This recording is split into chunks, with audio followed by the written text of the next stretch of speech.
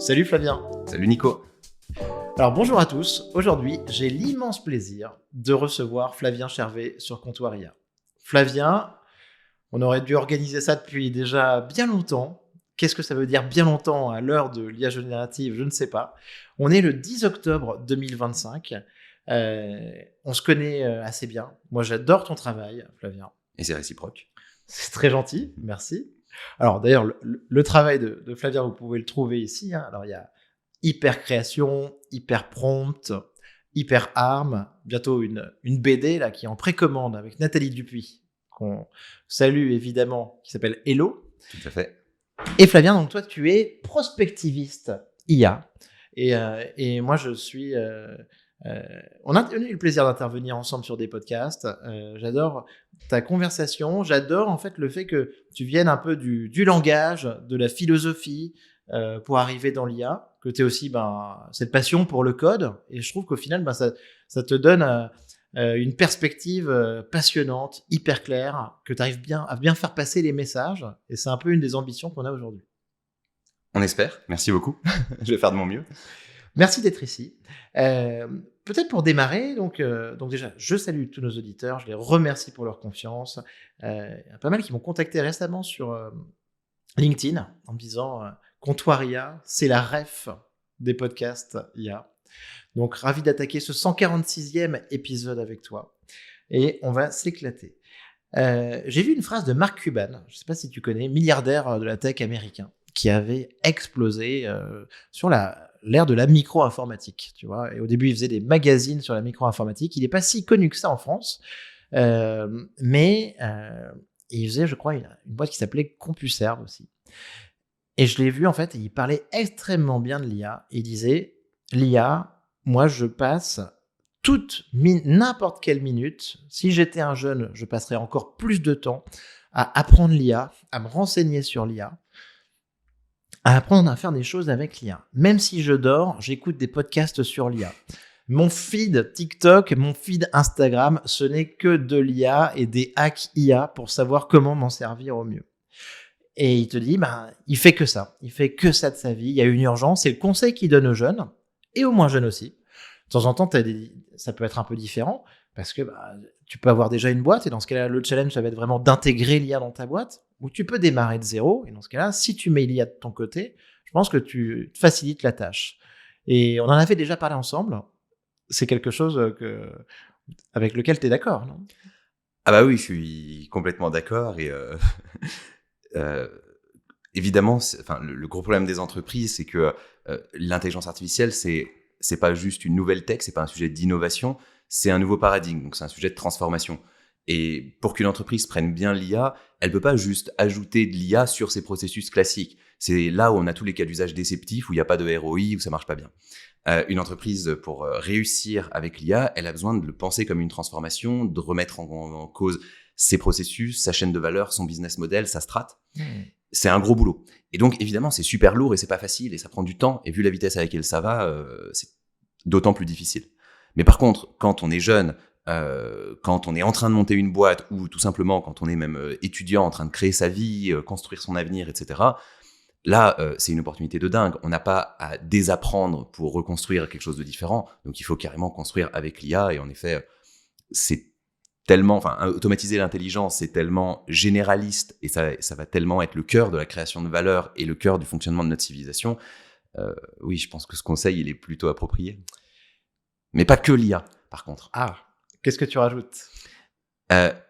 Tout le monde peut s'intéresser à l'IA, mais chacun a des singularités et je pense que dans le monde qui vient, c'est sûrement pas l'uniformisation qui va faire la valeur de quelqu'un, c'est sa singularité. Donc, il faut s'intéresser à l'IA, mais il faut la connecter à d'autres domaines qui nous intéressent. On adore le sport, connectons-la au sport. On adore l'art, connectons-la à l'art. On adore la philo, connectons-la à la philo. On adore la cuisine, connectons-la à la cuisine. Il faut garder des éléments de singularité et venir les faire dialoguer avec l'IA, je pense. Ça, c'est vraiment important. Tout à fait d'accord. C'est ça qui est génial. Moi, j'en parle très souvent. Moi, je montre systématiquement, tu vois, une vidéo, un clip fictif pour Volvo, qui est fait par un type tout seul, en 24 heures. Et tout le monde a réagi en disant, c'est dingue, c'est une campagne qui coûterait 800 000 à 1 million d'euros, cette vidéo de 1 minute pour Volvo, sans visuel officiel. Et en fait, ce que je présente à chaque fois, c'est que la personne qui fait ça est réalisateur publicitaire depuis 15 ans. Donc, quand lui, il applique en fait l'IA sur son expertise de la réalisation publicitaire, il fait un truc de malade.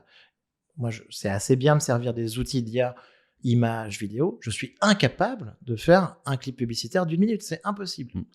Bah, là, tu parlais tout à l'heure de la BD que je suis en train de sortir, Ouais. Hello. Ça va être le premier projet officiel du studio de création que j'ai fondé, qui s'appelle Studio Entremonde. Et j'aurais pu me dire, ok, je vais créer un studio de création tout seul, avec plein d'IA, et de toute façon, les IA étant capables de maintenant faire de la vidéo de bonne qualité, de l'image, etc., je vais pouvoir créer moi tout seul avec mon agence d'IA. C'est faux. Dans ce studio, il y a donc la directrice artistique qui a travaillé avec moi sur la BD. Il y a un directeur de création, une autre directrice artistique qui travaille avec moi sur une série d'animations qui sont spécialisées là-dedans. Il y a un metteur en scène avec qui je commence à travailler pour un spectacle. Et à chaque fois, en fait, l'intelligence artificielle ouvre des nouveaux pans, des nouveaux possibles dans les espaces créatifs qu'on explore. Mais la qualité du professionnel qui a de l'expérience dans le domaine, en tout cas aujourd'hui, je sais pas dans 20 ans, mais aujourd'hui, elle fait toute la différence. Quand je regarde, j'ai vu des BD faites souvent par IA. Ouais. Une autre, c'est pas ça, c'est avec de l'IA, c'est une nuance très importante. Mais j'en ai vu, et pour l'instant, toutes celles que j'ai vues, c'était pas du grand art, c'était pas des BD state of the art de ce qui se fait dans la BD. Je pense que là, avec Nathalie, on a poussé le truc pour vraiment faire une BD qui peut aller concourir dans des concours de BD, etc. C'est une BD qui a un sens culturel, quoi. Sans Nathalie, j'aurais pas du tout fait un truc aussi bien, quoi. Donc, non, je suis complètement d'accord. Là, quand on a l'expertise, aujourd'hui, ça change tout. Alors, on va revenir sur la BD dans une seconde. Mais juste avant, justement, je me dis, il y a quelque chose que tu défendais dans un podcast des numériques que j'ai adoré récemment. C'était un petit peu le niveau des gens qui utilisent l'IA à fond aujourd'hui, qui sont un peu des experts. On en connaît en tout cas quelques-uns en France, à Paris, mais pas que. Des gens qui écoutent les podcasts, qui sont à tous les meet-ups, qui sont leaders d'opinion sur ces sujets. Moi, j'ai l'impression que ces gens-là, en fait, grosso modo, ils deviennent surhumains et que l'écart se creuse entre eux et ceux qui utilisent vraiment ChatGPT parce qu'ils n'ont pas le temps ou parce qu'ils ont copilote au boulot, quoi, tu vois, qui leur est imposé. J'ai l'impression que l'écart ne cesse de se creuser. Ouais, c'est clair. Et c'est pour moi un énorme danger actuellement que je ressens à fond. Hein. Il y a 3 ans, quand je donnais des conférences, j'arrivais en conférence, je demandais qui n'a jamais utilisé un LLM, ChatGPT ou consort. Bon, t'en avais plein qui levaient la main parce que c'était le tout début et il y avait plein de gens qui avaient encore pas testé. Maintenant, quand j'y vais, il y a évidemment moins de monde, mais selon les milieux, il y a encore des milieux où il y a beaucoup de gens qui lèvent la main. Ouais. Et donc, il y a encore des gens qui ont jamais essayé de parler à une IA. Et je pense que, vu à quel point c'est accessible, à quel point, c'est même gratuit, donc on peut quand même à peu près tous aller expérimenter, à quel point c'est transformateur, cette curiosité aujourd'hui, elle est ultra nécessaire. Et le grand écart qui se creuse entre ceux qui n'ont pas touché ou à peine touché et ne sont pas du tout utilisateurs et donc fonctionnent complètement avec des réflexes pré-IA, une façon de fonctionner pré-IA, et ceux qui se sont tellement mis à fond dedans qu'ils ont complètement transformé leur quotidien. Moi, je travaille plus du tout pareil. Par rapport à il y a 3 ans, il n'y a pas un truc que je fais au quotidien, dans mon quotidien pro en tout cas, et même un peu perso, qui est pareil. Je veux dire, ça a complètement fait basculer mes modes de fonctionnement. Et en effet, je suis 1000 fois plus productif. Bon, c'est une chose, mais surtout 1000 fois plus créatif, etc. Et je pense que ce grand écart, il fait que se creuser. Et il est en train de créer une société à 2 vitesses. Peut-être même à 3 vitesses, on en parlait en off, mais ceux qui possèdent les modèles, ils ont des trucs en interne que même ceux qui s'intéressent beaucoup à l'IA n'ont pas. Et donc, il y a même 3 mondes. Et ça, c'est super un des dangereux. exemples était à l'époque connu, c'était Elon Musk, tu sais, qui arrivait à prévoir un peu le résultat des élections américaines avant que ça soit finalisé. Ouais. Notamment parce qu'avec l'IA de XAI, avec Grok, Sam Altman, qui nous dit ça aussi, juste après le Dev Day qui a eu lieu lundi, il nous disait, oui, il y a les personnes qui n'utilisent pas ou peu, les personnes qui n'utilisent pas en fait, les personnes qui utilisent peu, il y a les experts, il y a les personnes qui utilisent Codex, il y a les gens d'OpenAI, en effet, qui ont accès au modèle comme tu le dis. Ouais. Et ça, en fait, à chaque fois, c'est des outils qui sont de plus en plus puissants et qui permettent d'aller beaucoup plus loin. Ouais, moi, je suis convaincu que Ce qu'on a à disposition, par exemple, venant de Anthropic Claude 4.5, qui est pour moi sûrement la meilleure IA de code aujourd'hui, en interne chez Anthropic, ils ont un équivalent Claude 5 du code, si tu veux, qui a le même markup avec Claude 4.5 que Claude 4.5, là, avec Claude 4 ou 3.7. Donc, ce qui est fou. Ce qui est un énorme markup. Donc, ça veut dire que ce qu'ils ont en interne pour faire de la recherche, pour produire, etc., est v'là plus puissant que ce que nous, on considère comme incroyable. Vas-y, Flavien. De toute façon, on a dit que c'était un podcast du vendredi. Exactement. On a tous les deux, et nos auditeurs, certainement eu des semaines très actives après la rentrée. Heureusement, tu as bien compris. Comme d'habitude, je sais que tu es en chaussettes, oui, pour ceux qui nous écoutent. Et tu as bien raison. En plus, on a une petite moquette. Voilà, c'est ça. Et tu as bien raison. V'là puissant, v'là plus puissant. Je suis tout à fait d'accord. Quand on nous dit que Claude Sonnet 4.5 peut avancer sur une tâche 30 heures en économie, 30 heures, pardon, en autonomie, qu'on sait de l'autre côté que, en fait, on a quand même aujourd'hui un goulot d'étranglement qui est au niveau de la puissance de calcul pour 800 millions d'utilisateurs hebdomadaires de ChatGPT. Et de Sora bientôt. Quand tu es en phase d'expérimentation, tout à fait, quand tu es en phase d'expérimentation, que tu es un labo de recherche, tu es dans la partie labo de recherche d'Anthropic ou d'OpenAI, en vrai, t'as carte blanche. Oui. Donc là, c'est certainement pas 30 heures en autonomie avec 4.5. C'est peut-être 100 heures, quoi. Et ça veut dire que c'est dingue. Il y a un super benchmark que je trouve très intéressant, qui est fait par d'ailleurs des Français, par l'Institut Meter, qui est pas un benchmark, pardon, qui est une espèce de nouvelle loi d'échelle, si on veut, qu'ils ont mis à jour, qu'ils ont mis au jour, qui montre, pour faire très très simple, la durée de travail en autonomie qu'une IA est capable de réaliser sans se perdre et commencer à faire n'importe quoi. Et il montre que cette durée, donc qui a commencé à quelques secondes quand ChatGPT ne fait que répondre d'un coup, qui est passée à quelques minutes avec les modèles de raisonnement au début, qui en effet aujourd'hui peut, si tu as des versions pro poussées, etc., peut atteindre 45 minutes, 1 heure, 2 heures même quand tu es chercheur, etc., cette durée-là de travail en autonomie pertinente, elle double environ tous les 6 mois. Donc là, c'est ce que j'avais vu, tout à fait. Alors personnellement, je pense même que c'est comme c'est une loi empirique, ils regardent les 3 dernières années, je crois qu'ils ont regardé. Donc c'est assez court, et j'aurais tendance à croire que ça va aller un peu plus vite que ça dans les prochaines années. Ça va même se tasser un peu, et donc on va débloquer des horizons temporels beaucoup plus longs. Mais déjà, si tu t'en tiens à cette règle-là, cette espèce de loi empirique-là, ça veut dire qu'aujourd'hui, dans le public, on a des IA qui peuvent aller travailler 2 heures, 2 heures et demie, 3 heures. Ça veut dire que fin 2026, il faut s'attendre à ce qu'on ait des IA qui soient capables de travailler une journée complète, 8-10 heures. 8-10 heures quand tu es une IA et que tu produis du code, et qu'en 5 minutes, tu es capable de produire une app complète qui prendrait 2 mois de dev. En une journée, tu fais beaucoup. Bien sûr. Quand tu peux lire 1 million de mots d'un coup, tu fais beaucoup en une journée.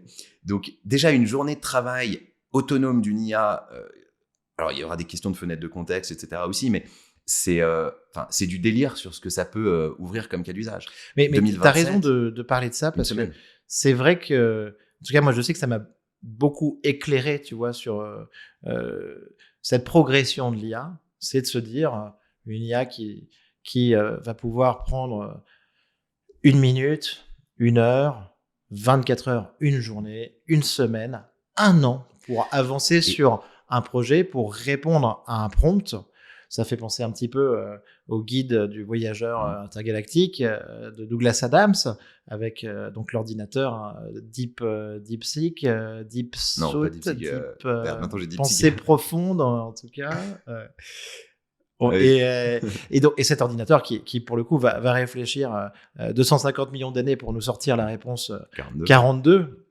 Une question mal posée, mais en tout cas, c'est quand on pense comme ça, on se dit waouh, ça va être extrêmement puissant, et peut-être que ça va avoir des conséquences incroyables au niveau scientifique notamment. Oui, et alors c'est super que tu amènes la dimension scientifique, parce que à côté de cet horizon temporel, il y a 2 ingrédients en plus qui font prendre conscience d'à quel point c'est fondamental cette vitesse à laquelle ça peut aller.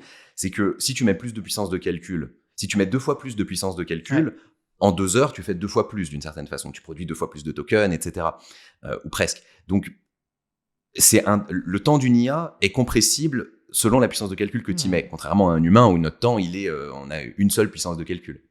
Le deuxième élément, c'est que à côté de la profondeur temporelle, t'as aussi, tu peux avoir une profondeur plus horizontale parce que contrairement à un esprit humain, une IA qui fonctionne bien, tu peux la copier-coller. Et donc, tu peux ne pas seulement en avoir une qui travaille pendant une heure ou une journée, tu peux en avoir 1 million. Et il y a Dario Amodei, donc, qui est le patron d'Anthropic, la boîte qui édite l'IA Claude, dont on parlait juste avant, qui a une expression qui a un peu fait date. Il parle d'un pays de génie dans un data center. Pour lui, bien sûr. Pour lui, la super intelligence, un pays de génie, on a découvert un continent de génie dans un data center. Et cette phrase, moi, elle m'a choqué. Je trouve qu'on n'en a pas encore assez parlé. Mais elle est dans Hello. Elle est reprise un petit peu, mais elle est fondamentale. Oui, en fait, quand tu prends conscience de ça, tu dis, OK, à partir du moment où on a un système d'IA, par exemple, qui a l'horizon temporel et la profondeur de vue pour amener des innovations scientifiques à peu près intéressantes. Ça commence doucement à arriver avec les travaux de Sakana AI notamment, et puis avec tout ce que fait DeepMind sur le renforcement.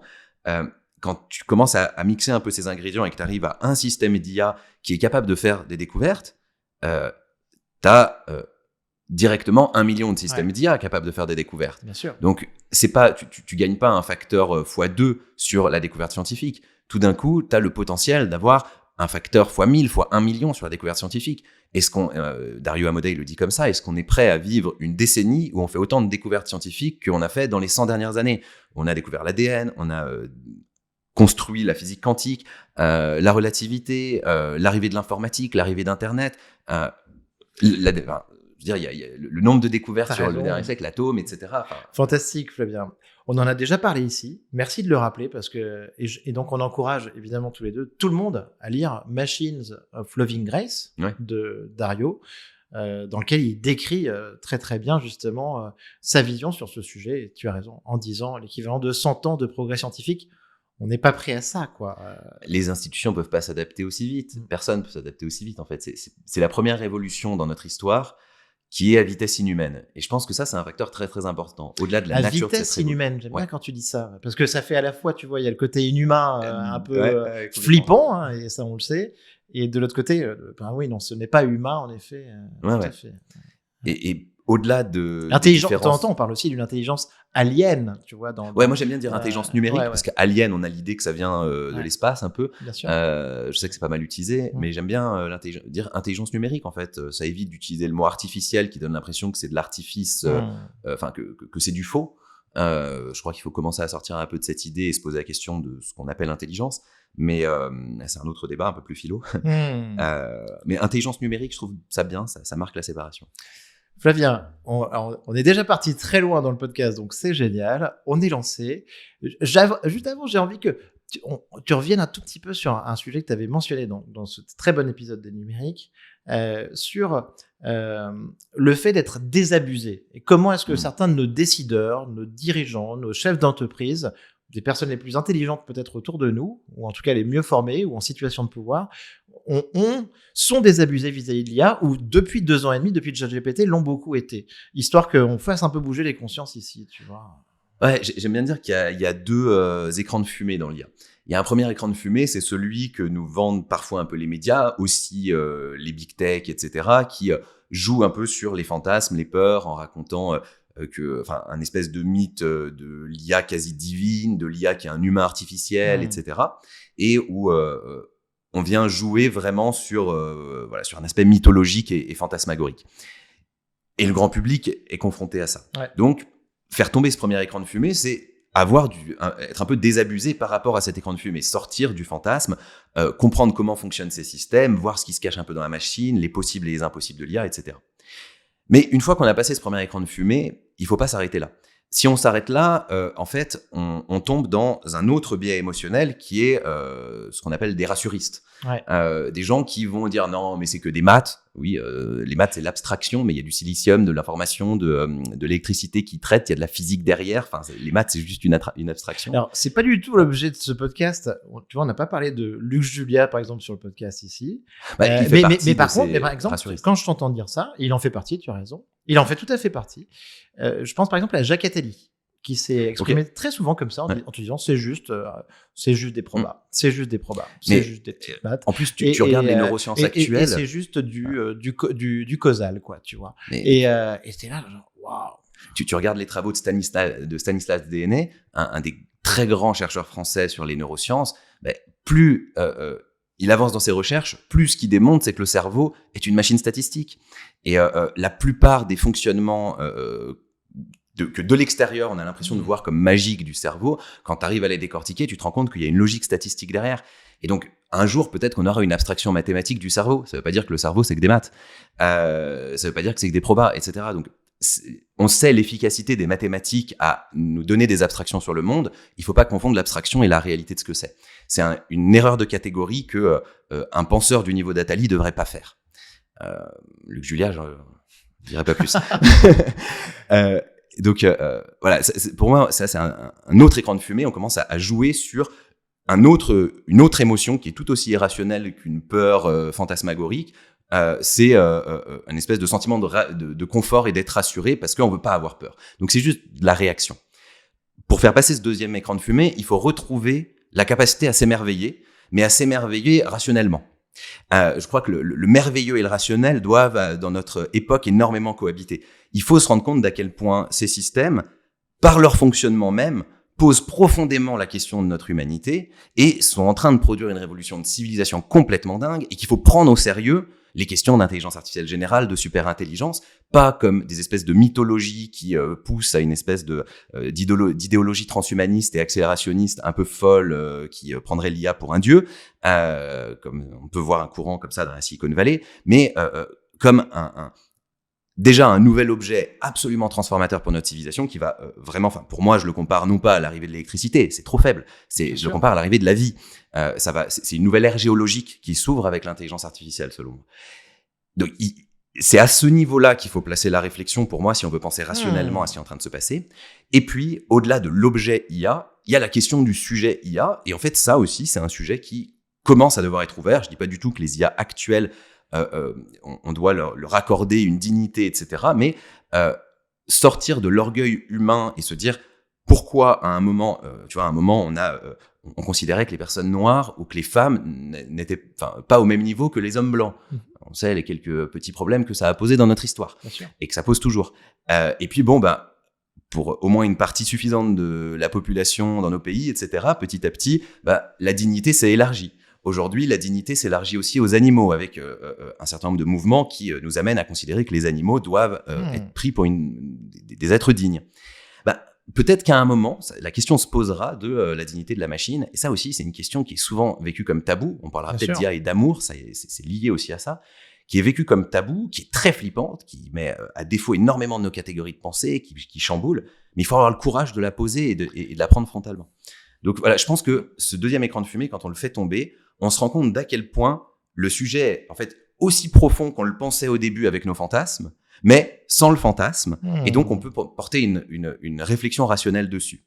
Et il faut surtout pas rester juste entre les deux écrans de fumée.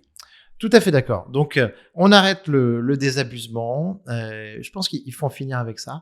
L'émerveillement dont tu parles, il est très important. On le constate dans la société aujourd'hui.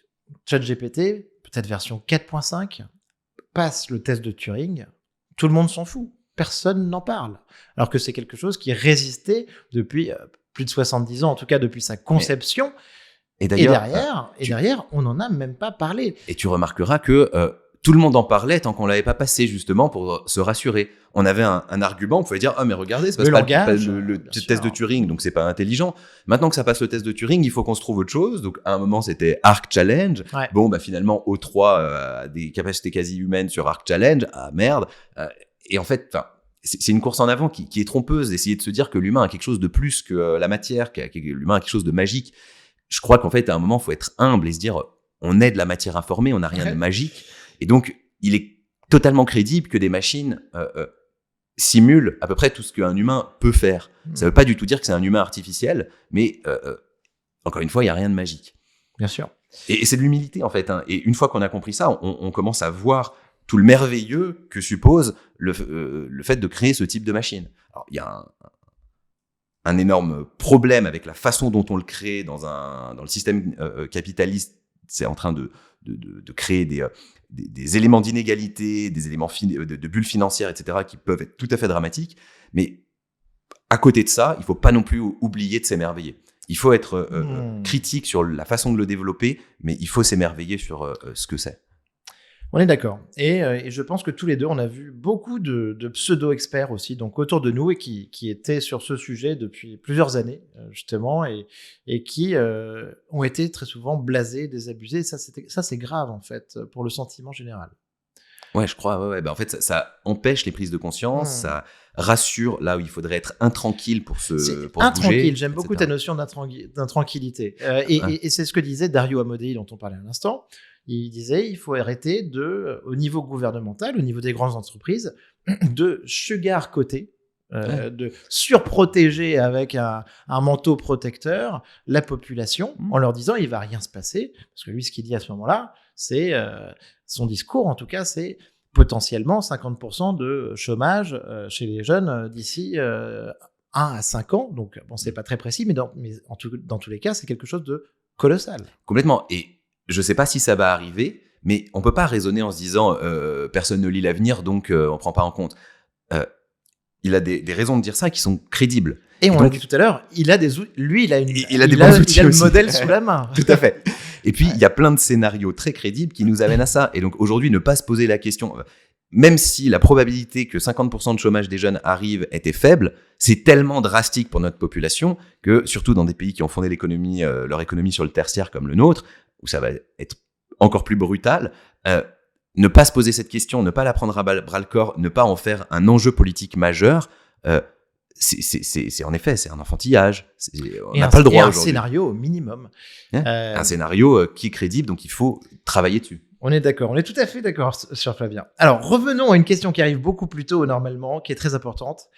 Quels sont les outils que toi tu utilises le plus en IA générative ? Je te demande pas une liste exhaustive parce que je sais que tu en utilises beaucoup. Qu'est-ce que tu utilises le plus ? Quel est ton outil favori ? Tu peux nous en mentionner quelques-uns. Et est-ce que tu as un conseil, une petite technique secrète sur un outil accessible, hein, pas dev, quoi, tu vois ce que je veux dire, que tout le monde qui s'intéresse à l'IA peut utiliser, à nous recommander? Les outils que j'utilise, en effet, je vais pas faire une liste à Prévert, mais quelques-uns que j'utilise très souvent ou que j'aime particulièrement bien. J'utilise ChatGPT, Claude et Gemini un peu selon les moments. Compte plus, tu payes sur Claude et ChatGPT, des comptes payants. Ouais. Gemini, je l'utilise surtout en gratuit. Comme moi, très bien, alors parfait. J'utilise des fois aussi le chat parce que j'essaye, quand je travaille avec des comités de direction, de leur parler de le chat, etc., et de les amener à considérer le chat comme solution pour des questions de souveraineté qui, pour moi, sont importantes, mais force est de constater au quotidien que c'est quand même un petit peu en dessous de ces autres solutions. Donc, par usage et nécessité d'usage, c'est plus rare que j'utilise le chat, même si j'aimerais bien l'utiliser plus. Et bon, on sait que l'humain fonctionne pas comme ça. C'est ce que je dis aussi. Je l'ai utilisé récemment, tu vois, pour un client en formation où il y avait ces enjeux de souveraineté. En tout cas, j'ai été assez agréablement surpris de il s'améliore bien. Voilà. Clairement. Non, ça reste un très bon outil. Ok. Après, j'utilise donc nos modèles principaux, super. Ouais. J'utilise aussi un peu du OpenRouter que je trouve très bien pour aller taper sur des LLM gratuits et aller m'amuser à faire du comparatif. D'accord. Ok. Ouais. Mais c'est un peu plus geek ça. Ouais. J'utilise beaucoup Midjourney parce que je crée aussi beaucoup d'images et j'aime Midjourney. Vraiment, j'ai un rapport émotionnel et la boîte que je trouve très intéressante, qui a 0 € de valuation et qui est pour moi une des boîtes les plus transformatrices de l'IA créative qu'on a eu. 0 investisseur extérieur. C'est pour ça. Ouais. David Holtz, tout à fait. Officiellement, leur valorisation est à 0. Il n'y a jamais eu un tour de table, d'accord. C'est ça. Pas de valorisation marquée. Ouais, c'est ça. Mais évidemment, si à un moment ils ouvrent, la valorisation va être haute. Ils sont très forts. Et puis, du coup, j'aime vraiment la qualité visuelle que ça permet. Ma BD Hello, on a utilisé Midjourney dans une partie de la création. D'accord. J'utilise pour le code énormément Cursor. Moi aussi. Et Claude Code. Mais en fait, j'ai commencé à utiliser Claude Code et vraiment, j'aimais tellement bien l'UX de Cursor. Et puis maintenant, Cursor avec Claude 4.5 est tellement efficace que je suis en fait assez fortement revenu à Cursor. Et ben, tu vois, moi, je me permets de rebondir parce que tu vois, et là, je viens de me mettre Claude Code dans Cursor, tu vois. Ok, ouais. Voilà. Ouais, Parfait. Quand je l'utilisais Claude Code, moi j'étais plutôt sur en commande quoi. Et donc faudrait que j'essaye un petit peu. Ouais, ça a l'air quand même canon. Ça m'arrive aussi d'utiliser un peu V0. Est-ce que je me permets sur Claude Code, tu as créé des agents, des sub-agents avec Claude Code J'ai jamais eu le besoin. Ok, d'accord. Sur les projets que j'ai faits. Aussi parce que aujourd'hui, je code plus des projets où il y a vraiment de l'infra. Voilà. Et du coup, où j'ai beaucoup d'automatisation à faire. Maintenant, je code surtout des petits projets liés soit à mes projets créatifs, soit des trucs pour justement mon quotidien pro, etc. Mais donc, j'utilise aussi un peu V0.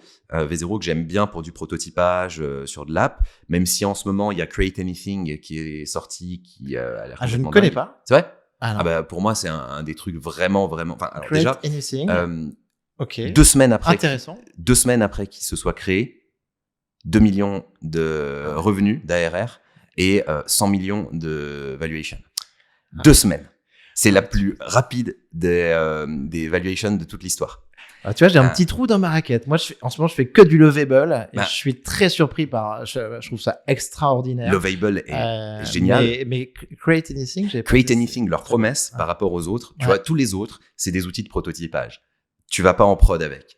Create Anything, leur promesse, c'est de dire, on vous fait toute la stack, front-end, back-end, toute la sécurisation, le système de paiement, les systèmes d'authentification, c'est end-to-end. Vous avez à la fin, sans avoir une ligne de code, une app que vous pouvez pousser sur l'App Store grade A. Quoi.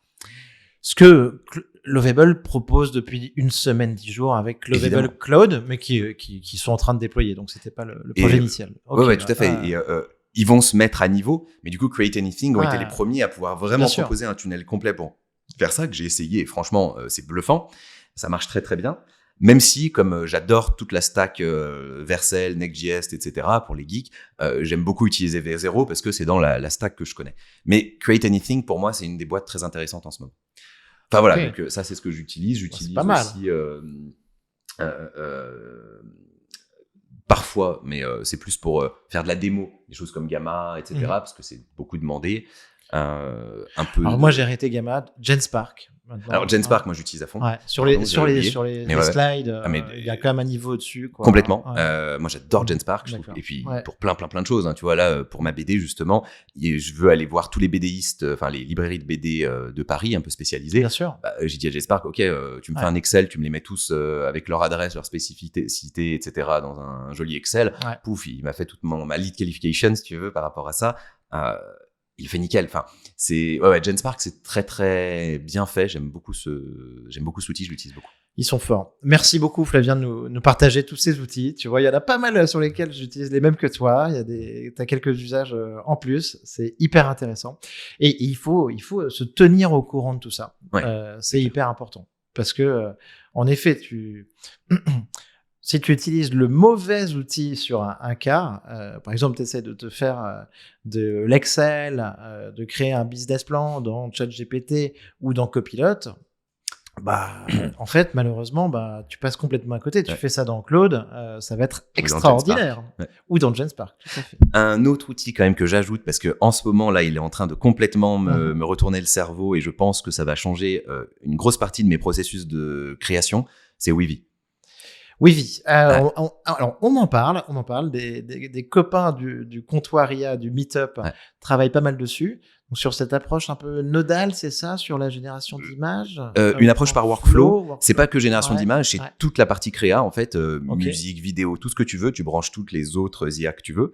Et tu as vraiment une logique de workflow qui permet, en fait, et là c'est pour la série d'animation sur laquelle on travaille, où on commence beaucoup à l'utiliser. Ce qui est absolument génial, c'est qu'en fait, à partir d'une intention de prompt, tu peux avoir tout un workflow qui te définit par exemple toutes les caractéristiques d'une scène, tous les plans différents, te le génère le tout. Et ensuite, si tu veux changer quelque chose, c'est complètement procédural. Donc tu changes un mot dans ton prompt initial et paf, dans 6 scènes dans ton animation, le truc change. Tu vois, et tu te retrouves avec l'objet qui est différent, le personnage qui est différent dans 6 scènes d'un coup, qui sont à des endroits différents du workflow. Ah, mais alors merci de nous expliquer ça, Flavien, parce que je t'avoue que je l'avais pas bien compris. C'est vraiment le côté c'est vraiment ça l'intérêt. Moi, c'est ça que je vois. Typiquement, mais ça me va, déjà ça me va bien. Tu veux faire une modif, donc tu as 6 scènes différentes, 6 images différentes, il peut y avoir des vidéos aussi, j'imagine, dedans. Tu fais une modif, tu peux la retrouver du début à la fin sans avoir à tout reprendre. C'est ça. Tout d'un coup, par exemple, ton épisode d'animation, il est représenté par tout un workflow. Ouais. Et tu as juste à toucher ce workflow et ta série d'animation qui se modifie. Donc déjà, tu as un outil d'édition complètement différent de ce que tu avais avant qui est dingue. Et en effet, tu peux faire en sorte, si tu gères bien ton workflow, qu'une modification dans un prompt se répercute à différents endroits de ton épisode pour faire plein de modifs différentes. Bien sûr. Et là, le temps, c'est complètement dingue, le temps que tu gagnes. C'est un truc de malade. C'est une autre façon de penser la création où ton projet de création devient un vrai workflow procédural où tu as toute la puissance du procédural par rapport au workflow traditionnel où tu étais un peu bloqué par le linéaire de ce que l'humain peut faire bien sûr. bout après bout, quoi. Super intéressant. Merci Flavien. Maintenant, je te propose on va partir sur quelques autres sujets, et je pense qu'un bon angle, c'est un petit peu le Dev Day de OpenAI récemment, parce que Sam Altman et Greg Brockman de OpenAI ont repris un peu la parole sur cet événement pour faire pas mal d'annonces. Et ça faisait longtemps que je ne les avais pas entendus en fait avec une vision différente, et je trouve ça très intéressant. Donc Sam Altman, il nous a reparlé un petit peu du deep learning, de sa surprise sur le deep learning. Je sais que c'est un sujet aussi, t'en as souvent parlé. Le miracle du deep learning continue à pousser, le miracle du raisonnement ensuite qui arrive par la suite. Et en fait, malgré tout ce qu'on nous a dit sur les plateaux, le plateau sur le fait d'arriver à une saturation, aujourd'hui, on est toujours surpris par ces progrès, quoi. Bah ouais, mais enfin, cette espèce de bitter lesson, de leçon amère de l'IA, que voilà, il vaut mieux fonctionner comme des ingénieurs que comme la nature. La nature, elle a fonctionné sous contrainte, elle a créé l'intelligence humaine sous grande contrainte énergétique, et donc elle a fait quelque chose de magnifiquement efficient. C'est d'une subtilité incroyable. Enfin, un cerveau humain avec quelques watts déploie une intelligence complètement dingue. Tout comme un oiseau qui vole, il le fait de façon très très très efficiente. Bon, nous on a fait des avions qui battent pas des ailes, on a fait des avions qui crament du kérosène à fond, qui par contre peuvent aller beaucoup plus loin, beaucoup plus vite, et on peut mettre des gens dedans, etc. Parce qu'on a raisonné comme des ingénieurs, parce qu'on est capable de mettre beaucoup plus d'énergie dans un système, et qu'on veut craquer des usages très différents. Et on est en train de faire pareil avec l'intelligence. On crée pas de l'intelligence humaine, on crée de l'intelligence artificielle comme des ingénieurs. C'est beaucoup plus bourrin. On le voit avec les puissances énergétiques associées, le nombre de puces dont on a besoin, etc. Enfin, toute l'infra qui est nécessaire pour faire de l'IA sérieuse aujourd'hui. Hyperion, parce que tu utilises toujours le préfixe hyper, et nos auditeurs pourront retrouver tes différents ouvrages là-dessus. Hyperion, pour rappel, de Zuckerberg, qui sera terminé d'être livré a priori en 2030, qui fait un data center de la taille de Manhattan. Ouais. Je ne sais pas si c'est un data center de la taille de Manhattan. C'est complètement dingue. Oui. Et c'est carrément problématique aussi dans un monde sous contrainte énergétique, avec des problématiques écologiques. Mais bon, on pourrait en parler, c'est un autre sujet. En tout cas, voilà, il y a cette espèce de leçon amère qu'il vaut mieux travailler comme des ingénieurs qui optimisons que comme des bons scientifiques qui trouvons les lois les plus subtiles de l'intelligence. Pour l'instant, c'est à chaque fois ce qui a marché. Alors, le raisonnement a été un vrai miracle, en effet, que ça marche aussi bien, que ça permette de débloquer autant de capacités dans les LLM, que ça leur permette même de s'adapter à la nouveauté, ce qui a montré la victoire d'O3 sur Arc, la réussite, ce qu'on s'attendait pas du tout à voir. On pensait plutôt que c'était des énormes machines de mémorisation. Non, c'est capable de manipuler cette mémorisation pour en faire quelque chose de neuf, on the fly. Mais je pense quand même que là, on va avoir, pour moi, la prochaine grosse étape, et une grosse partie de la recherche qui travaille là-dessus, c'est, on peut l'appeler de deux façons, la mémoire, une vraie mémoire, c'est-à-dire pas juste une mémoire à côté du modèle du réseau de neurones que le réseau de neurones appelle, mais une mémoire intégrée, c'est-à-dire le réseau de neurones qui se modifie, ce qu'on appelle des fois aussi le continuous learning, l'apprentissage continu. Il y a des choses comme les liquid neural network, des choses comme ça qui commencent à apparaître, où l'idée c'est que ton réseau de neurones est capable de se modifier, non pas seulement quand tu l'entraînes au début, et après quand tu l'utilises, il reste complètement statique comme on les a aujourd'hui, mais où il continue à évoluer tout au long de sa vie numérique, si on peut l'appeler comme ça. Et donc, il se spécifie en fonction de l'usage, de l'utilisateur, du problème du moment, il s'améliore dans le temps, etc. Donc, un apprentissage constant du modèle. Ouais. Okay. Et là, déjà, je pense qu'en termes de performance, ça va nous amener encore beaucoup plus loin. Ouais. Mais surtout, ça va commencer à donner au système d'IA une histoire. Deux systèmes d'IA qui auront vécu au contact, je dis vécu volontairement, au contact d'utilisateurs différents, auront fait évoluer leur réseau de neurones différemment, et donc on se retrouvera avec des modèles qui auront une singularité. Ça sera plus juste des copies les uns des autres. Et là, ça pose des questions énormes. Tout d'un coup, ça devient des objets historiques. Des objets qui ont une histoire, qui ont un certain point de vue, même si c'est pas du tout, encore une fois, un point de vue humain, mais qui se singularisent. Donc, pour moi, c'est un moment philosophique aussi fort dans l'histoire de l'IA. C'est le moment où on va commencer à se poser la question, est-ce que ça reste que un outil, ou est-ce que il y a d'autres enjeux plus profonds qui émergent? Oui, parce que là, tu finis par parler un peu d'une identité quasiment. Exactement. En tirant encore un peu le trait. Une personnalité. Sur une personnalité. On en parle depuis longtemps, hein, c'est tout le champ de l'IA développementale qui est pas du tout connu au niveau des LLM et de toute l'approche connexionniste. Voilà, l'IA développementale, c'est une IA au départ faite pour la robotique où en effet, le système d'IA se développe en fonction de son historique d'interaction avec un environnement et développe, les chercheurs appellent ça comme ça, une personnalité. Et jusqu'à maintenant, c'était un micro-truc de la recherche. Je m'attends à ce que il y ait plein d'idées de l'IA développementale qui soient comme aujourd'hui, on a toutes les idées du renforcement qui viennent être ajoutées à l'approche LLM et autorégressive. Je m'attends à ce qu'on ait plein d'idées de l'IA développementale qui sont même des idées beaucoup plus anciennes, mais qui viennent être intégrées pour nous donner des cadres conceptuels pour penser les IA de demain qui auront de la mémoire. C'est un super passionnant ce sujet de la mémoire, Flavien. Dans les autres annonces, donc les autres chantiers, un petit peu, notamment OpenAI. Enfin, moi, je suis très intéressé par la roadmap OpenAI. Ouais. Anthropic dicte aussi peut-être un peu celle des entreprises, mais c'est quand même très important. Alors, on en parlait, Sora 2, l'application la plus téléchargée au monde en une semaine, c'est extraordinaire. OpenAI montre à nouveau qu'ils sont capables de faire le buzz avec une application. Ça cartonne, moi je l'utilise énormément, ça change plein de trucs. J'ai fait des dizaines de campagnes créatives, des dizaines de pubs fictives pour des marques en quelques dizaines de minutes juste à partir d'une photo produit. C'est fou. Ah ouais. C'est du délire. Et de l'autre côté, au même moment, on a le DevD d'OpenAI qui nous annonce les applications, les apps. C'est la 3e fois qu'ils tentent les apps. Est-ce que ça va marcher cette fois-ci? Et on en parlait juste avant, les agents, une solution agentique, en tout cas de workflow d'OpenAI. Et on l'a testé tous les deux. Franchement, c'est pas du tout dingo, quoi. J'ai fait un tweet en l'annonçant parce qu'il y avait un truc qui avait leaké le matin même. Ouais, mon post, il a explosé. Alors que tu vois, je m'y attendais pas. Je voulais juste rediffuser un petit peu, partager ce dont j'avais entendu parler. Ça a explosé. Ça veut dire que ça a intéressé tout le monde. J'avais dit dans ce post, si ça sort et que c'est top, je vais l'utiliser, je vais me former là-dessus à fond. Je veux y aller. Écoute, j'ai suivi mon truc, je l'ai utilisé, toi aussi. J'étais là, waouh, c'est nul. En fait, je sais pas si c'est nul pour 2 raisons. Non, c'est très déceptif quand on a l'habitude d'utiliser des outils assez poussés comme N8N, etc., et de faire des automatisations, de l'agentique un peu poussées.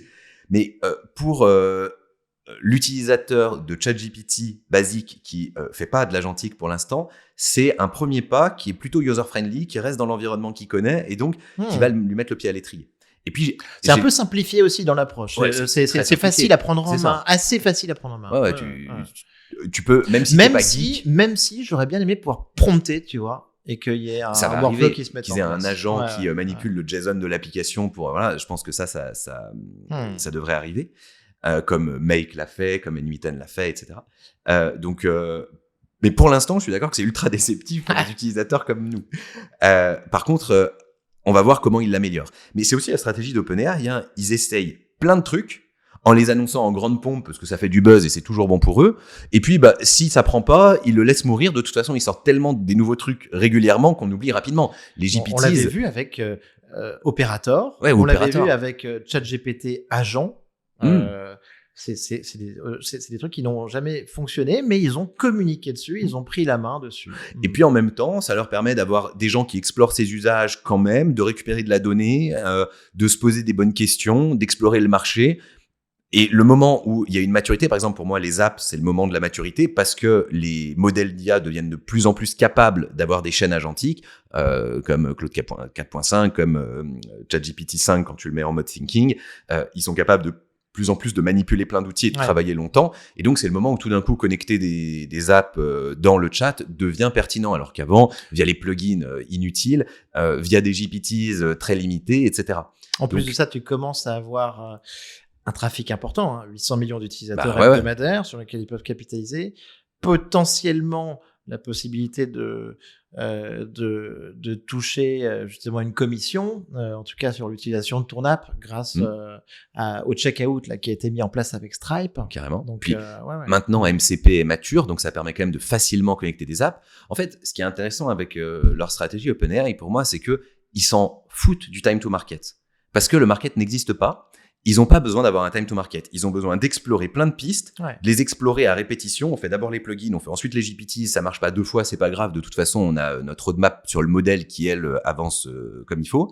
Et puis, à un moment, 3e essai, les in-app. Et là, les éléments sont présents pour qu'à mon avis, ça prenne.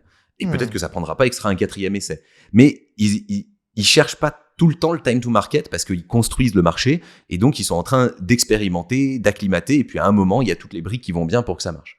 C'est une stratégie qui est originale, hein. Il faut avoir un marché qui avance extrêmement vite, avoir un business model qui est centré sur de la deep tech pour eux, sur le modèle et sur l'API, etc.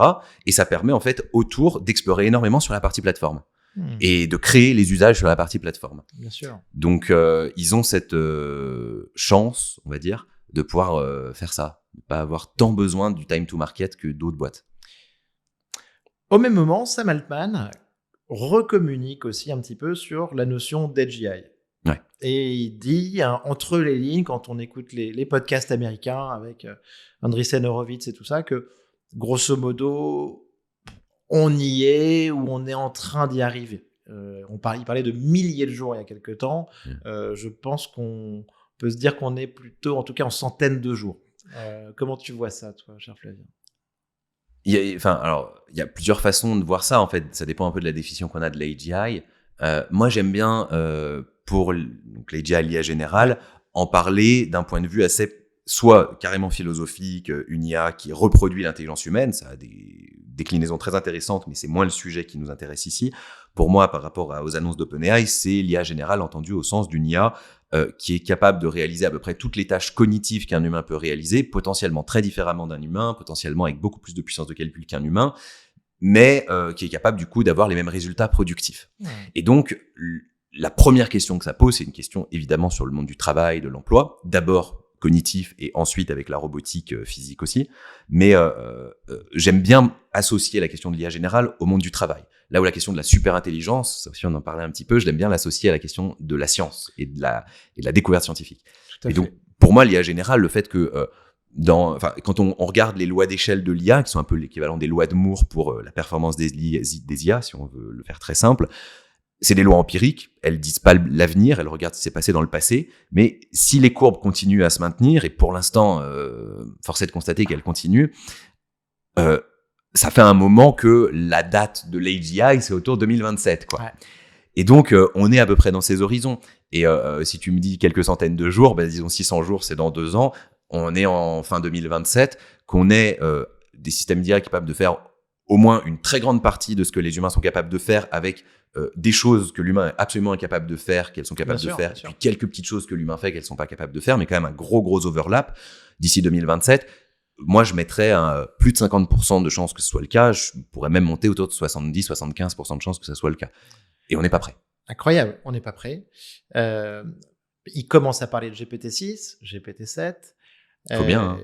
Il y en a qui ont une définition de l'AGI où ils te disent aussi c'est le moment où l'IA peut faire en autonomie plus de 80% de toutes les tâches professionnelles, humaines, en tout cas dans les services. C'est assez proche de je pense que ma définition. On met un chiffre en plus, ok, ça donne un indicateur un peu plus précis, mais on va dire c'est dans le même type de définition. C'est une définition pragmatique qui pose pas la question de l'essence de l'intelligence, mais ses résultats. Ça nous a amené donc, Flavien, au travail, à l'emploi. On n'est pas prêt, je pense que c'est important qu'on en parle. Sam Altman, il parle de ça en ce moment, suite à ces annonces, et on reprend souvent avec lui l'exemple du fermier. C'est si tu dis à un fermier il y a 50 ans ou 70 ans que grosso modo il y a quelque chose qui s'appelle Internet et qui va créer 1 milliard de jobs, plusieurs milliards de jobs, le fermier dans les années 50, et j'ai même pas besoin de remonter jusqu'à 1900 précisément pour ça, où 50% de la population active, voire plus, était donc dans les fermes, dans l'activité agricole. Le fermier, il y a 70 ans, tu lui parles d'Internet, de nos professions, de nos métiers, de ton métier de prospectiviste, d'écrivain, de moi en tant que podcasteur ou formateur, conférencier, tout ce que tu veux, de tous ceux qui nous écoutent. Le fermier, il te dit, c'est pas un job en fait, c'est pas un métier. Moi, je nourris des gens et je fais un travail manuel, physique, quelque chose de sérieux. Là, il se passe à nouveau quelque chose comme ça, sauf que avec Internet, on a créé quand même plein de nouveaux jobs en 50, 70 ans. Là, cette fois-ci, en fait, on risque d'avoir une machine qui fait les jobs existants. Après, il va certainement y avoir une création de nouveaux jobs en plus. Je pense que là-dessus, on peut s'attendre on va toujours vouloir s'occuper, mais les emplois qu'on fait aujourd'hui risquent quand même d'être très challengés, comme on vient de le dire. Ouais, et puis l'intelligence artificielle, certes, c'est une technologie à usage général, une technologie infrastructure, comme l'ont été d'autres technologies infrastructures, l'électricité ou l'arrivée d'Internet. Mais celle-ci a quand même quelque chose de très spécial. L'électricité ou Internet, c'est des technologies amorphes, c'est-à-dire que c'est nous qui les utilisons, qui les déployons, et donc on peut avec ça automatiser certains jobs, mais ça reste restreint et ça reste un outil. Ça reste purement un outil. Il y a aucune généralité de prise de décision dans l'outil. Ce que dit Harari, Harari de Sapiens, dit l'IA n'est pas un outil en fait. Exactement. C'est plus que ça. Complètement. C'est un agent. Est-ce qu'il y a des outils qui sont capables de réfléchir, de prendre des décisions par eux-mêmes? Il y en a pas. Ça n'a rien à voir. Et là aussi, c'est un discours rassuriste de dire oui, on a déjà vécu des grosses révolutions. J'aime bien, il y a une économiste qui travaille beaucoup sur le sujet IA. Très souvent, les économistes aiment comparer à ce qui s'est passé dans le passé parce que c'est le seul référentiel scientifique qu'ils aient. Ils sont très bons pour faire des prédictions sur le passé. Exactement. Qui ne concernent pas l'avenir. Je les cherche sur le podcast, les économistes. J'ai beaucoup Alors, je de mal pourrais à te donner le nom d'une économiste qui est vraiment très bien. Avec plaisir. J'ai plus son nom en tête malheureusement, mais je le retrouverai et je te le donnerai. Je connais où je peux le retrouver. Il y a un podcast qui a donné qui est très bien. Et elle prend au sérieux tout ça. Elle dit elle-même, moi, mon travail d'économiste, j'ai déjà fait un agent IA qui fait un travail presque aussi bien. Et je pense que dans 3 ans, une IA fera mieux que moi pour faire de la recherche en économie. C'est pas mal pour une économiste de se dire ça, quoi.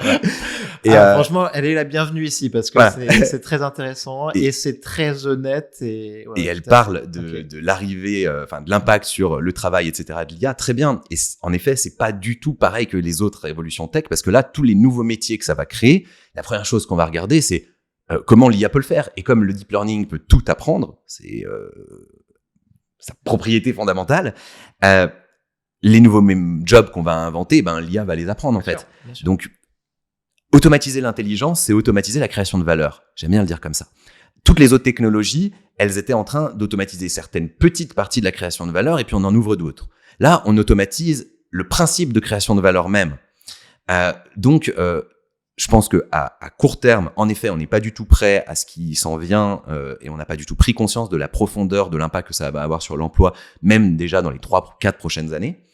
À moyen terme, à un horizon 10 ans, par là, je dis pas l'avenir du tout, mais c'est mon feeling de dire environ 10 ans, du pur feeling.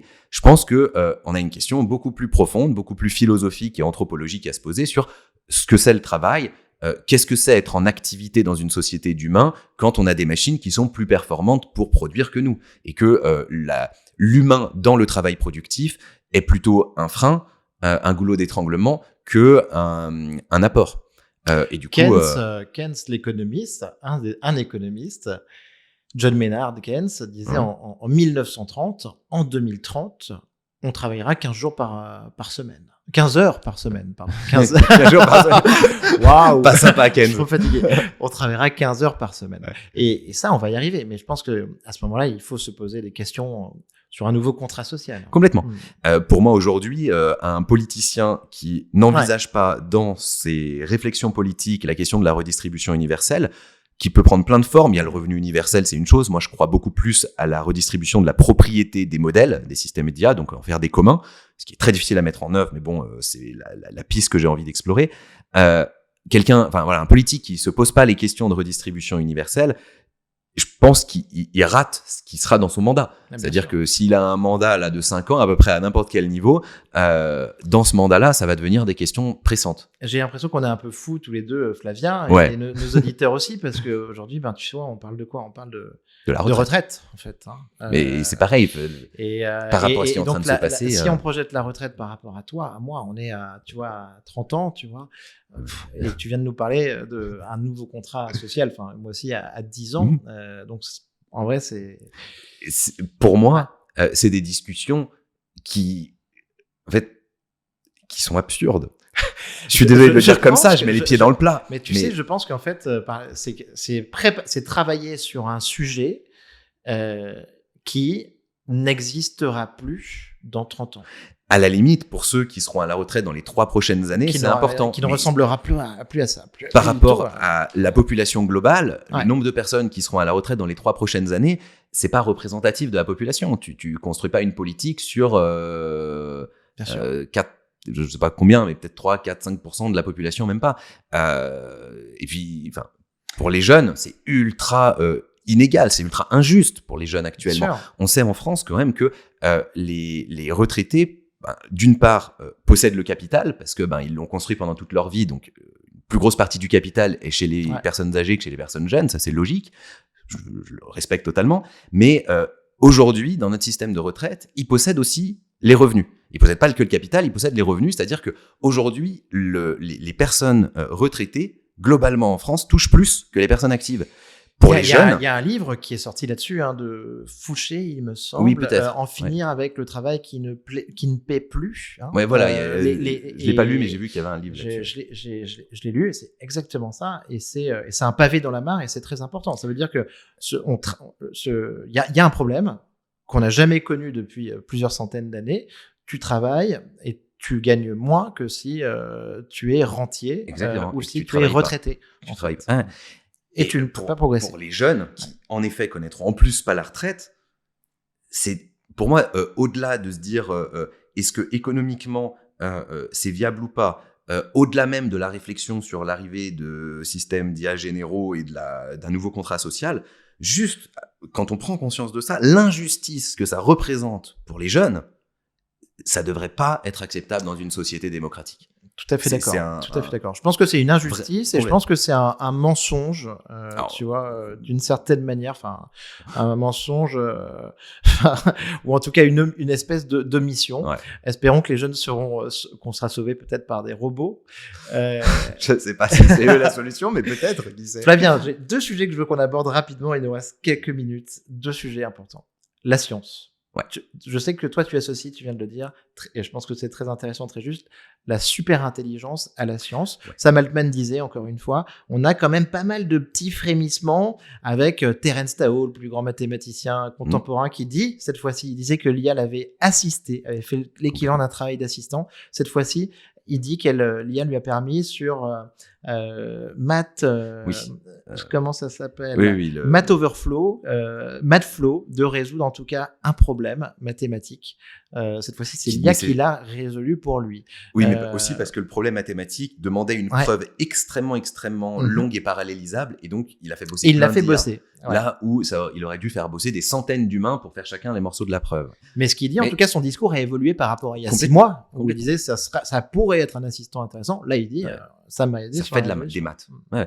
Oui, oui, complètement. Et là aussi, pareil que cet économiste dont je parlais, je pense qu'un scientifique honnête aujourd'hui qui vraiment triture de l'IA de bon niveau, il se rend compte que le travail du scientifique et la créativité scientifique sont challengés par l'IA. Moi, j'aime bien voir les choses avec deux pans. Il y a ce qu'apportent les LLM, une capacité à travailler en autonomie sur des projets de science, à simuler tout le processus de la science, comme le fait par exemple The AI Scientist, qui est l'IA de Sakana AI. Super. Et la version 2, qui est sortie en février, est la première IA qui a produit en toute autonomie un papier de recherche qui a passé la phase de peer review. Donc, il a été accepté pour publication. Ils l'ont pas publié parce que après ils ont dit que c'était de l'IA et donc ils ont décidé de pas le publier. Mais à l'aveugle, les validateurs ont dit c'est un papier qui a sa place dans une revue scientifique. C'était un papier sur de la recherche en IA. Et là, Sakana AI donc automatise, fait tout le processus en choisissant, faisant une revue de la littérature sur un sujet, en choisissant son hypothèse et ses hypothèses de travail, en produisant des expériences pour valider, infirmer ou corroborer ces hypothèses, en exécutant ces expériences parce que c'est de l'IA, donc c'est du code, en regardant les résultats, en écrivant des papiers de recherche et en recommençant. Donc au début, on croyait que c'était un peu une blague. En fait, c'est beaucoup plus que ça. C'est Sakana. Complètement. Sakana, c'est une boîte très intéressante. Et même si eux, pour l'instant, ça fait que de la recherche assez superficielle, même ce qui a été accepté pour publication, ça reste un résultat superficiel, ils automatisent ce processus. En parallèle, tu regardes les travaux de DeepMind qui sont de plus en plus forts pour faire des systèmes d'IA qui arrivent à faire des deep dives dans le réel, des plongeons, pour, grâce notamment aux techniques de renforcement, pour aller explorer de façon très exhaustive un type d'environnement, par exemple la synthèse de matériaux, et pour faire des découvertes de nouveaux matériaux. C'était le système d'IA Gnome qui découvre 3 millions ou 2 millions de matériaux, dont 280 000 qui sont synthétisables avec des usages potentiels. C'est l'équivalent de plus de 800 ans de recherche de tous les chercheurs en matériaux. Donc, tu as ce type d'approche, et quand tu commences à mixer l'approche agentique LLM avec énormément de contexte et la capacité autonome à faire de la recherche, et au moment clé des hypothèses, aller faire des plongeons dans le réel pour explorer au-delà de ce que l'humanité sait, pour moi, tu as les deux ingrédients d'un espèce de nouveau télescope pour explorer le réel, avec une efficacité potentiellement dramatique, dans tous les sens du terme, et la capacité à faire des découvertes en autonomie de plus en plus profondes, de plus en plus en rupture. Donc, pour moi, j'adore ta notion de télescope. Je pense que c'est une super image. Voilà, le télescope nous a ouvert l'infiniment grand, le microscope nous a ouvert l'infiniment petit. J'aime bien dire que l'IA va devenir un nouveau diposcope, va nous ouvrir les voies de l'infiniment complexe. Toutes les sciences de la complexité, les sciences du vivant, les sciences des matériaux, etc., vont être beaucoup plus lisibles grâce à ça. Mais ça pose quand même une question, c'est que ces systèmes étant souvent des boîtes noires, ils vont nous amener des résultats qu'on ne comprendra pas toujours. On va avoir des connaissances sans compréhension. Et ça, c'est un nouveau statut épistémologique qu'on ne connaît pas.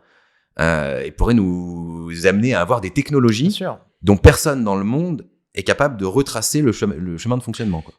Et c'est l'exemple du move divin au jeu de Go, le move 37 contre Lysidol, un coup qu'on ne comprend pas mais qu'on étudie maintenant depuis 10 ans, presque. Carrément, et pour moi c'est ce coup-là, le 37e coup, le moment où la pierre est posée sur le plateau. Je crois qu'il est quelque chose comme 13h42, c'est écrit dans mon premier ça, bouquin. Ça, je l'avais pas mal. C'est écrit dans mon premier bouquin. Comme je raconte cette histoire, j'ai été allé voir, je suis allé voir le début de la partie, j'ai regardé la durée, etc. Et ce moment-là, ce petit tac sur le plateau, pour moi, c'est un moment historique. C'est le moment où l'IA rentre dans le monde de la création. Et c'est là qu'on te dit, et je suis d'accord avec toi, et c'est là que pour moi, la notion de l'IA est-elle juste un perroquet stochastique n'existe plus. Complètement. Magnifique. Flavien, je me permets, dernier sujet que je veux qu'on aborde pour s'amuser un petit peu, mais en même temps sujet critique. Flavien, est-ce qu'on peut tomber amoureux d'une IA ? Alors oui, évidemment, il y a plein déjà qui sont tombés amoureux d'une IA. Il y a le film Her qui est magnifique pour raconter un petit peu ces questions-là. On peut tout à fait tomber amoureux d'une IA. La question la plus intéressante, c'est pas ça, parce que en fait, une IA peut très bien jouer sur nos émotions, simuler une forme d'empathie, etc. On sait même que des IA sont capables de faire preuve d'une empathie, en tout cas de donner un ressenti d'empathie plus fort que la plupart des humains. Donc évidemment qu'on peut tomber amoureux d'une IA. La question, est-ce que ça va être le cas ? Mais vas-y, ta question. C'est déjà le cas. La question en fait, peut-être la plus profonde, c'est est-ce qu'une IA peut tomber amoureuse d'un humain ? Parce que là, pour dire ça, on peut pas juste regarder si une IA rapporte le fait qu'elle est tombée amoureuse. peut très bien rapporter le fait et que ça soit en effet juste de la production de langage qui est rien à l'intérieur. Aujourd'hui, ça serait ça. Un humain qui nous dit « je suis tombé amoureux d'une IA », on va le croire, on considère qu'il a ce sentiment d'amour.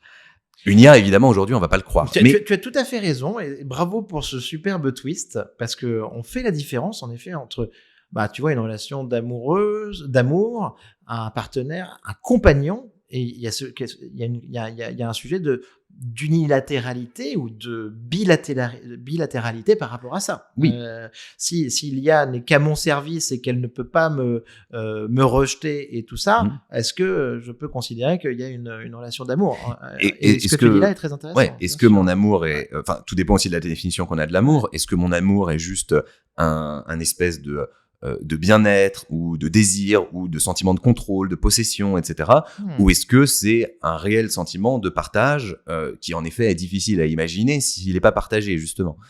Mais aujourd'hui, je pense qu'il est complètement hors de propos de dire qu'une IA peut tomber amoureuse. Elle peut simuler le fait d'être amoureuse, si tu lui demandes, elle le fera très bien. Mais dans un avenir plus ou moins lointain, ça pose la question des états mentaux d'une IA, de est-ce qu'elle peut connaître l'effet que ça fait de. Et ça, encore une fois, c'est une question qui est souvent peu prise au sérieux. Et moi, je trouve que c'est une question absolument magnifique à explorer parce que elle vient débunker plein de fausses évidences qu'on a sur les états mentaux, sur notre vie intérieure, sur la conscience, etc. C'est ce que j'allais te dire. Mais peut-être qu'on aura le plaisir de se faire un prochain épisode, tu vois, dans 6 mois, 1 an, sur la conscience, par exemple. Grave. Parce qu'on a parlé beaucoup d'intelligence. C'est un autre sujet. Et on pourra rouvrir ce sujet sur l'amour. Merci beaucoup, Flavien. Je veux qu'on termine absolument quand même. Normalement, je demande quel est ton bouquin que tu nous recommandes. C'est une question traditionnelle. Mais on n'en a pas assez parlé. Je veux absolument qu'on parle de ta BD. Ouais, de ta BD que tu sors avec Nathalie. Nathalie, qu'on adore, que j'adore aussi, que j'espère recevoir ici un de ces 4. Votre BD, c'est Hello. Le scénario, il a l'air passionnant en plus de ça. Elle est en précommande. Moi, je vais la précommander aujourd'hui, sans code promo et tout ça. Je vais faire ça dans mon coin, cher Flavien. Parle-nous un peu de la BD. Donne-nous envie de la commander. Ok, alors... Le livre que je recommande, Greg Egan, La Cité des Permutants. Voilà, comme ça, c'est fait. Je vais même pas expliquer pourquoi. Ceux qui auront envie iront voir. On en a déjà parlé ici. Exactement. Donc, Hello, c'est une BD qui a 3 caractéristiques. C'est une BD d'anticipation sur l'intelligence artificielle et l'arrivée des superintelligences.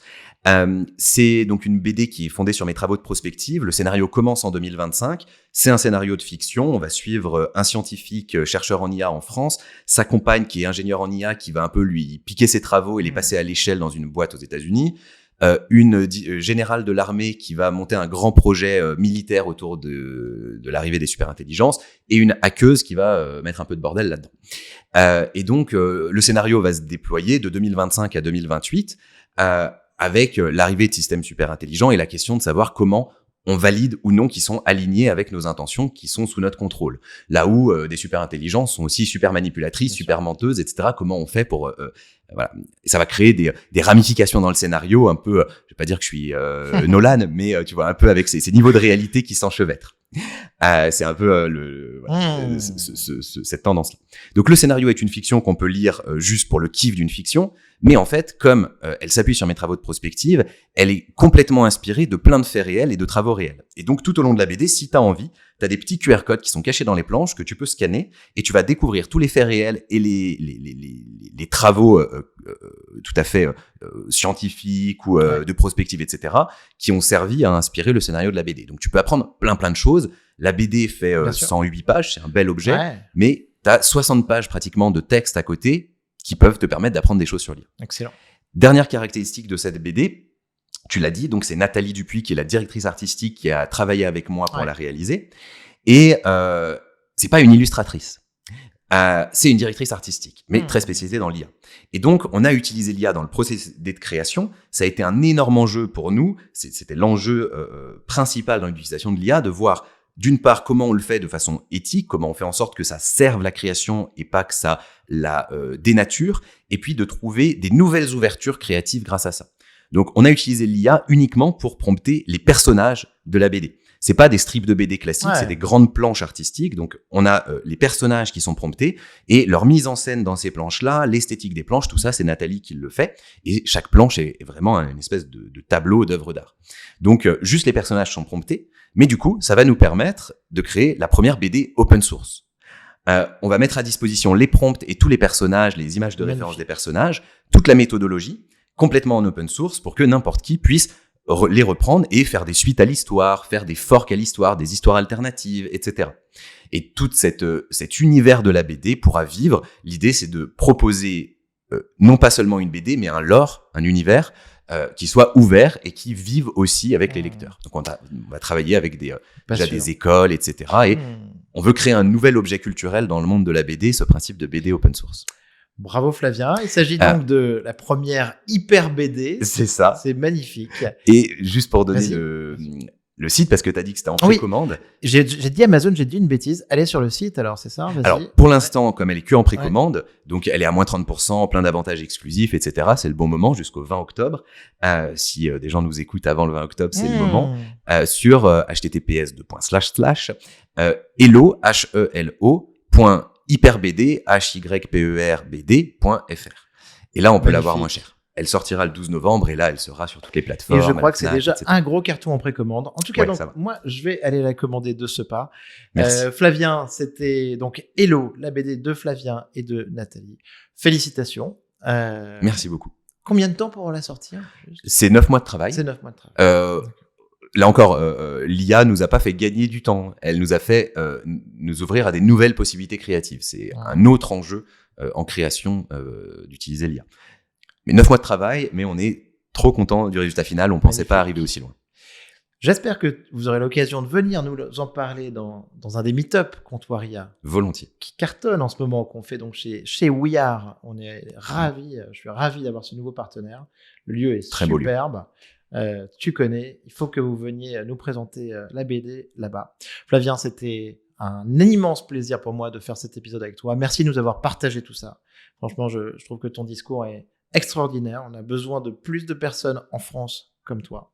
Merci pour tout ce que tu partages. Un grand merci à toi de m'avoir proposé de venir partager sur ton podcast. À très bientôt. À très bientôt. Bye bye, Nico. Salut. Bravo, vous avez écouté cet épisode de Comptoir IA jusqu'au bout. Pour me soutenir, merci de le partager à 2 amis ou de le relayer sur les réseaux sociaux et de le noter 5 étoiles avec un commentaire sur Spotify ou Apple Podcast. Pour finir, si vous voulez échanger sur l'IA générative et ses applications, contactez-moi directement sur LinkedIn ou venez simplement au meet-up mensuel Comptoir IA. À bientôt.